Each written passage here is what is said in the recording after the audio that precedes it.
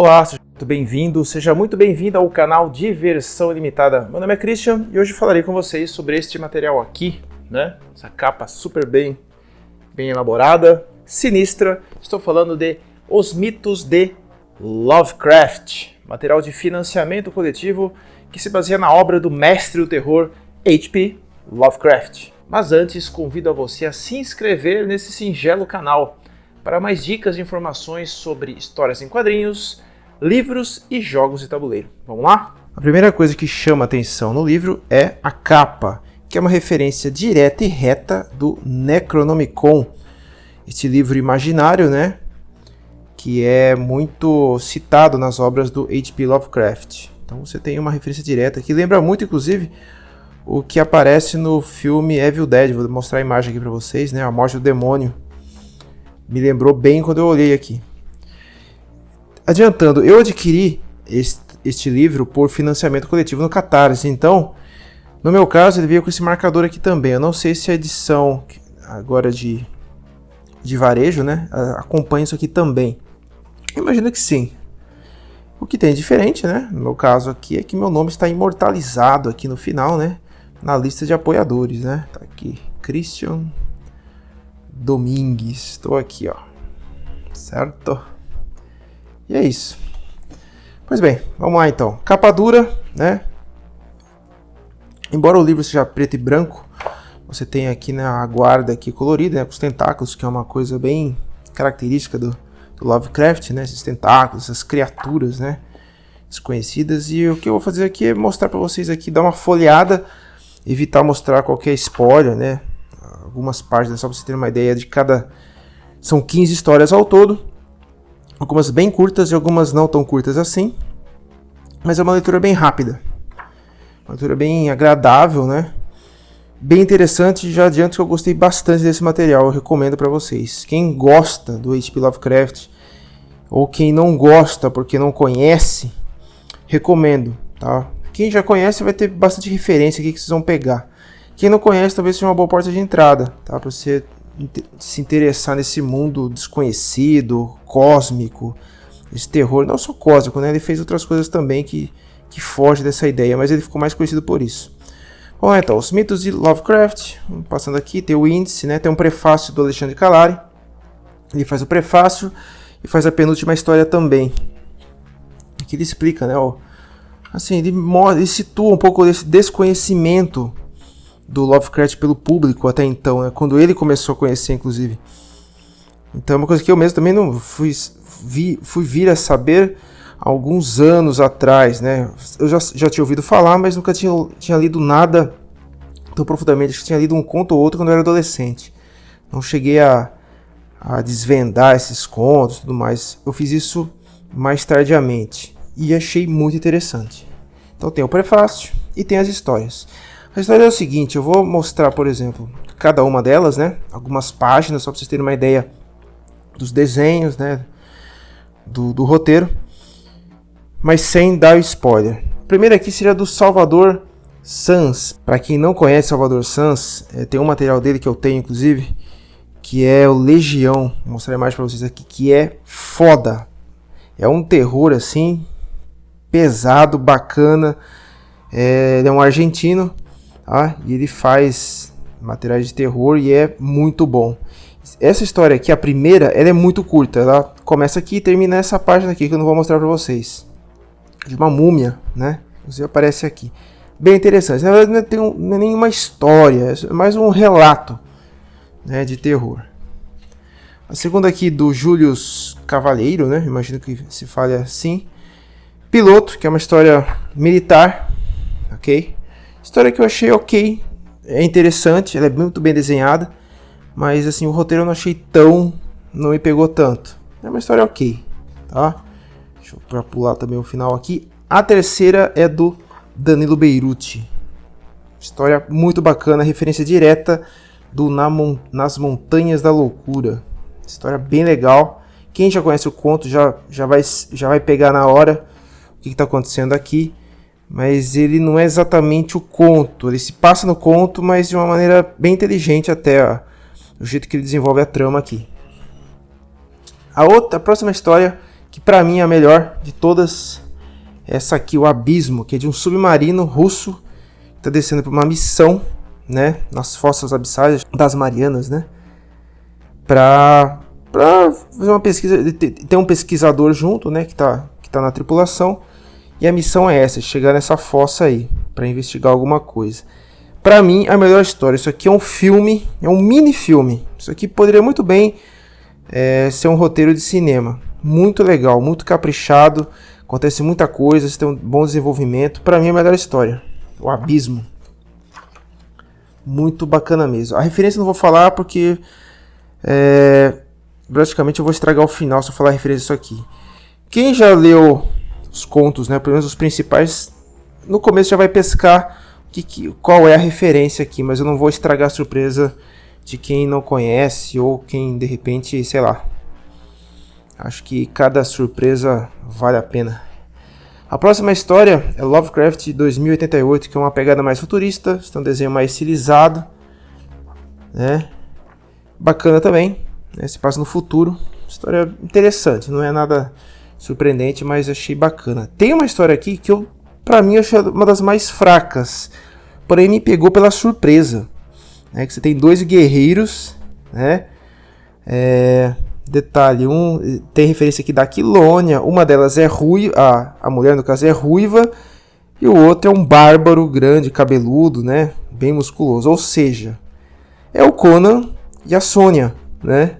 Praticamente é isso, é uma história do Conan com a Sônia, com, né, referências aí do Lovecraft no meio, né? Eu gostei da surpresa, eu não esperava ter uma história do Conan aqui, embora eu não achei a história tão legal, mas me pegou pela surpresa. A próxima história é uma história de comédia. Pois é uma reunião com esses deuses antigos, né? Então tem várias referências aqui de vários livros, vários contos do Lovecraft. É uma reunião, né, do conselho deles lá para discutir alguns problemas, algumas coisas bem interessantes também. Então, a pegada aqui seria a comédia, né? Uma coisa mais bem-humorada. Depois tem essa aqui, né? Deixa eu tampar aqui o final dessa aqui. Um passo além do umbral do passado. Seria uma referência à sombra vinda do tempo. Essa pelo menos foi a referência que eu consegui pescar disso aqui. Não sei se tem outras.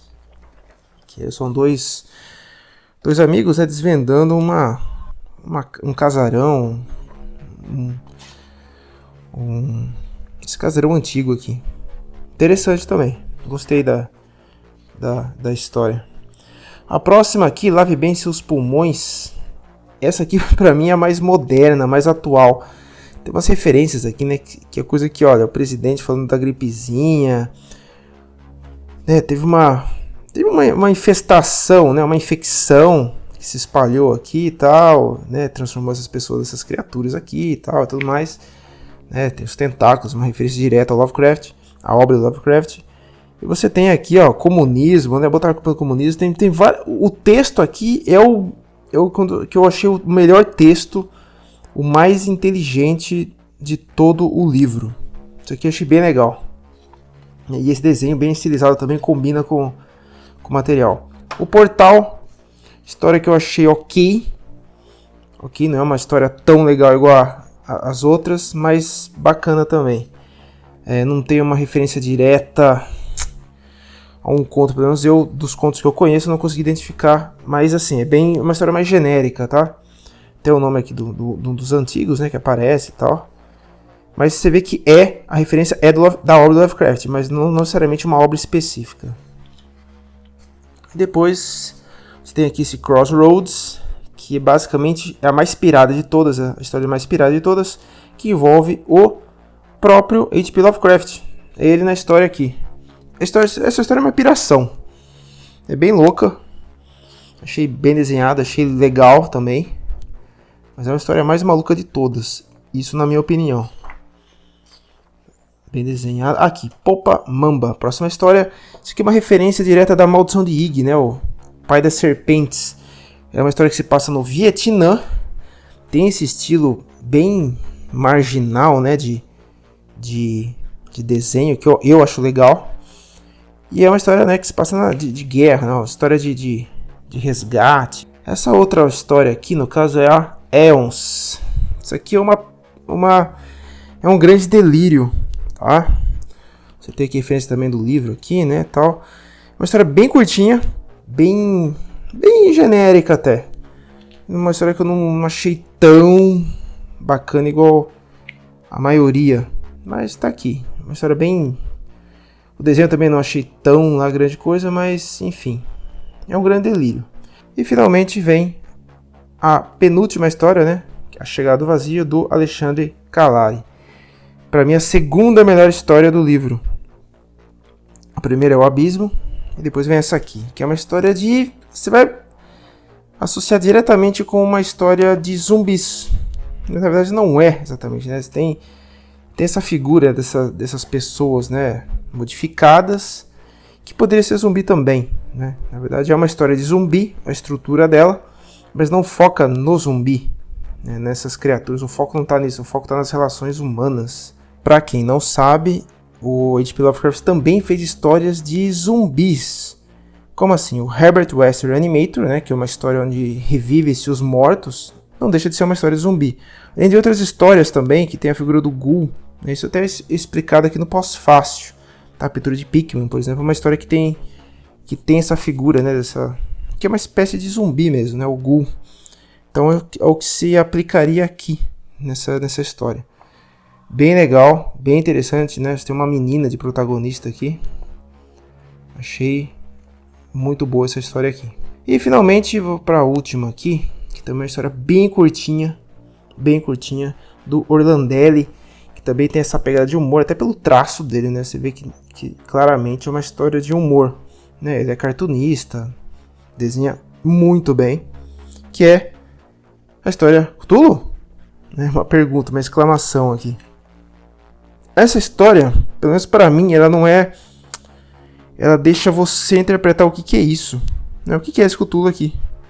Para mim, é uma opinião minha, assim, se você não quiser, assim, esse aqui é um pequeno spoiler, porque talvez o que eu vou falar aqui da minha opinião pode ser um spoiler ou pré-spoiler da história. Então eu recomendo que você pause aqui, adiante, eu vou botar o tempo aqui para você adiantar, para não pegar a minha interpretação dessa história aqui.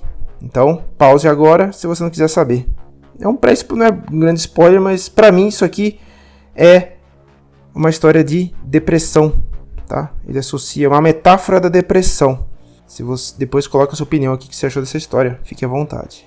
E finalmente, você tem o Pós-Fácil, né, que fala um pouco de alguns materiais aqui que foram feitos, do Douglas Phillips Freitas, né, o Pós-Fácil, e depois temos as biografias de todos os autores, todos aqueles que participaram aqui desse livro, e depois, né, todos os apoiadores aí do Catarse.